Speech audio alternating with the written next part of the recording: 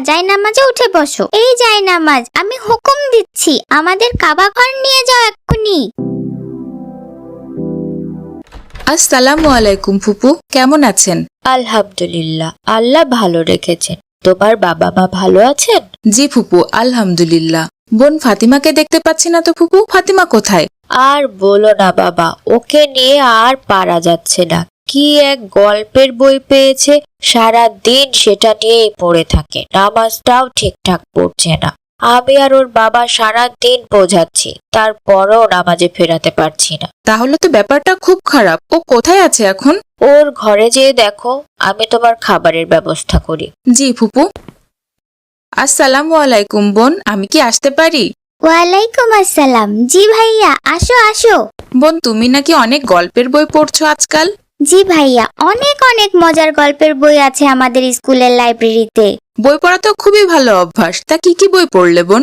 অনেক অনেক বই পড়েছি ভাইয়া। আলাদ্দিনের গল্পের সবগুলো সিরিজ পড়ে ফেলেছি। কি যে দারুণ গল্পগুলো।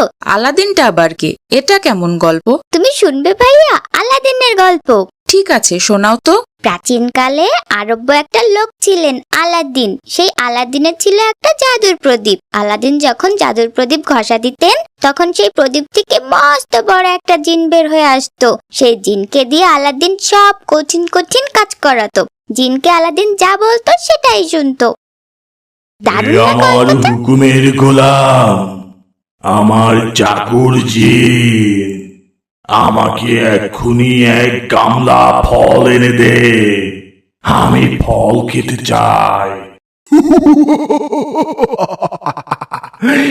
আমি আপনার হুকুমের গোলাম। এই নিন মালিক আপনার ফল। এই শুনতো। দারুণ না গল্পটা? আবার আলাদিনের একটা জাদুর পাটিও ছিল। তাই? জাদুর পাটি দিয়ে কি হতো? জাদুর পাটি দিয়ে আলাদিন দেশ বিদেশ ঘুরে বেড়াতো। ওই পাটির উপরে উঠে আলাদিন যেখানে নিয়ে যেতে বলতো, পাটি সেখানেই নিয়ে যেত আলাদিনকে। ইস, আমার যদি একটা এরকম একটা জাদুর পাটি থাকতো। এগুলো তো সব রূপকথার গল্প। এসব অবাস্তব রূপকথার গল্প না পড়ে বেশি বেশি ইসলামিক বই পড়া উচিত বোন। কেন? এগুলো পড়লে কি ক্ষতি? এই যে তুমি এইসব গল্প পড়তে পড়তে নামাজের কথাই ভুলে যাচ্ছ। ফুপুর কাছে শুনলাম তুমি নাকি ঠিকঠাক নামাজ আদায় করছো না। এসব রূপকথার বই পড়ে অবাস্তব চিন্তা করছো শুধু। ইসলামিক বই পড়লে ইসলাম নিয়ে চিন্তা করতে, তাহলে আর তোমার নামাজ কাজা হতো না বোন। তোমাদের ভাই বোনদের গল্প শেষ হলো, এবার খেতে আসো। ভাইয়া চলো খাবার খেয়ে নেই। ফাতিমা, এই ফাতিমা, উঠে পড়ো। ফজরের আজান হচ্ছে।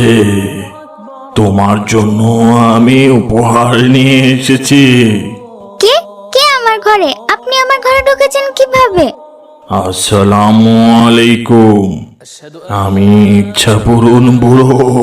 তুমি আজ দুপুরে ইচ্ছে করেছিলে তোমার যদি একটা জাদুর বাড়ি থাকতো, আমি তোমার সেই ইচ্ছা পূরণ করতে চাই।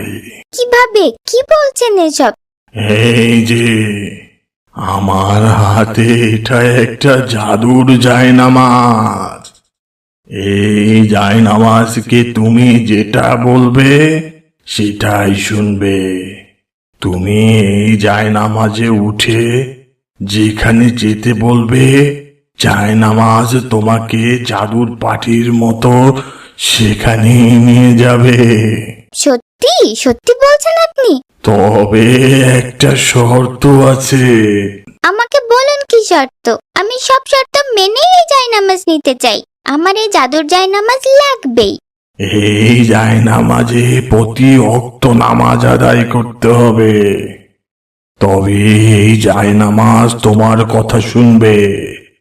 কিন্তু কোনো ওয়াক্তের নামাজ আদায় না করে এই জায়নামাজের কাছে কোনো কিছু চাও, তাহলে এই জায়নামাজ সাপ হয়ে তোমাকে খেয়ে ফেলবে। কোথায় গেলেন? কোথায় গেলেন?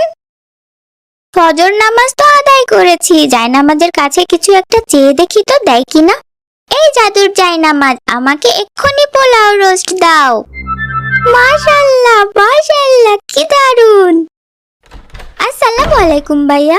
ওয়ালাইকুম আসসালাম। কিছু বলবে বোন? জি ভাইয়া, আমি একটা দারুণ জিনিস পেয়েছি। কি পেয়েছো? আমি একটা জাদুর জায়নামাজ পেয়েছি, একেবারে আলাদিনের জাদুর পাটির মতো।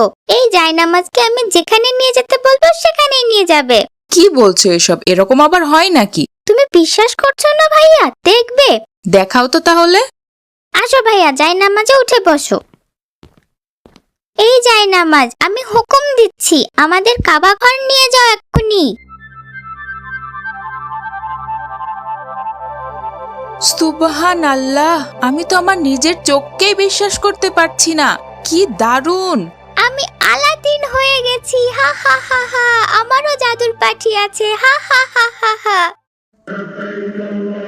আলহামদুলিল্লাহ, ওই যে কাবাঘর। আলহামদুলিল্লাহ, কতদিনের স্বপ্ন ছিল কাবাঘর দেখার। আজ প্রাণটা জুড়িয়ে গেল। সুবহানাল্লাহ, সুবহানাল্লাহ। দেখো ভাইয়া, কত হাজি কাবা শরীফ তাওয়াফ করছে। আমারও অনেক স্বপ্ন আছে, আমিও একদিন হজ পালন করব ইনশাল্লাহ। এইবার বাসায় ফিরে যায় ভাইয়া, বাবা মা চিন্তা করবেন আবার। এই জাদুর জায়নামাজ, আমাকে সকালের নাস্তা দাও, এখনই দাও।